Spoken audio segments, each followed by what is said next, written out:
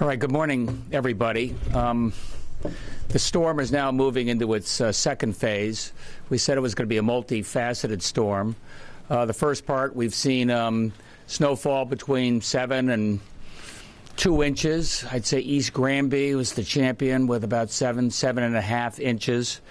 But right now, what we're looking at is the possibility of a 20-degree drop in temperature between now and 6 a.m. Tomorrow morning. And that's going to change the nature of the conditions dramatically, which is why it's still so important that you stay off the roads, because the plows, we have 700 plows that have been going round the clock since last we got together, and they're doing everything they can to clear the roads before the freezing comes, because we don't want that turning into black ice. And I'd say the same to each and every one of you who are able to make sure you do the same on your driveways, because that's going to get very icy by later this afternoon. We have about 11,000 miles of road in this state, so we are on it as best we can. Right now, what we're particularly worried about is with the icy conditions and what that means to the electric grid. And we've been in close consultation with UI and Eversource. You know, most of the outages are in and around southwest Connecticut, going through Central, the start of the valley. Waterbury and Danbury have some spot outages there, and I've had a chance to reach out to the mayors.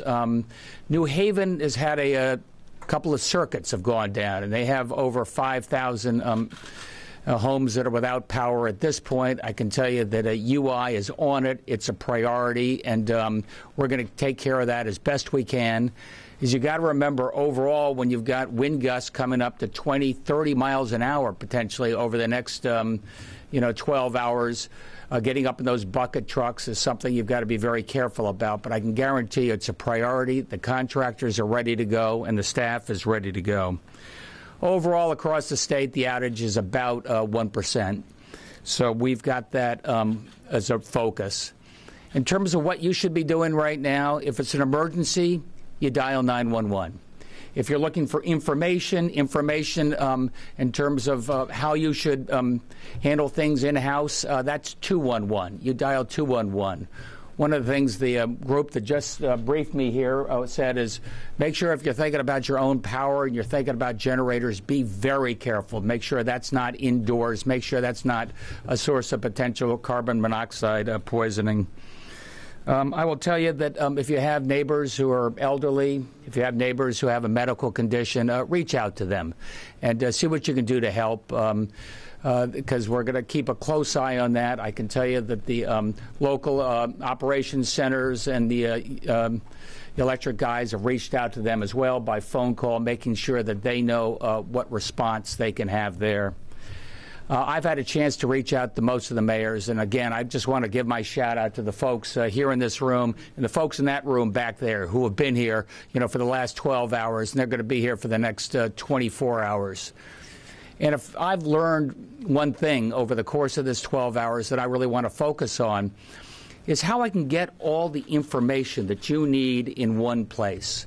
We've talked about 911, we've talked about 211, we've talked about going to the Eversource outage grid. You can go to the emergency operations centers. You can find out where the warming shelters are. But if we as a state can make sure that we can easily get this in one place for you, text that or get that out in the social media in a more comprehensive way, I think that'll give us a better ability to give you the information you need going forward.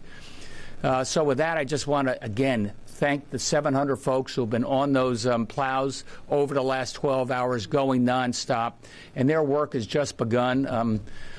Bring them some cookies if you see them. They deserve a special shout out. The folks here in this room who have been doing their work, and we're going to get through this together. We're hardy New Englanders. With that, thank you very much.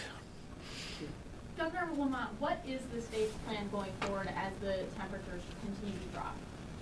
I can tell you that Department of Transportation is doing everything they can to make sure our roads, and especially our major roads, are clear of any snow, any ice, anything wet that will potentially freeze and really cause severe problems over the next 12 hours.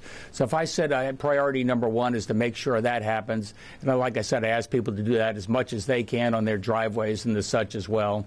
And number two, working very closely with the electric utilities, doing what we can to fix those circuits and fix those localized outages. And New Haven obviously is a priority with over 5,000 people without electricity right now. What was the biggest impact that you saw overnight? The biggest impact we saw overnight, I think, is the snow was erratic. Like I said, southwest Connecticut up through the valley, up through central Connecticut. And, we were anticipating that. This group was ready to go on that, and I think they handled that really well. But this could be a scary part right now as we think about the freezing, thinking about the wind, and making sure we do everything we can to keep power going and do everything we can to make sure those major roads don't freeze over, because that could be dangerous. Again, that's why we urge everybody to stay at home as best you can. Pretty good football on this afternoon, so stay home. Thank you, everybody. Appreciate you being here.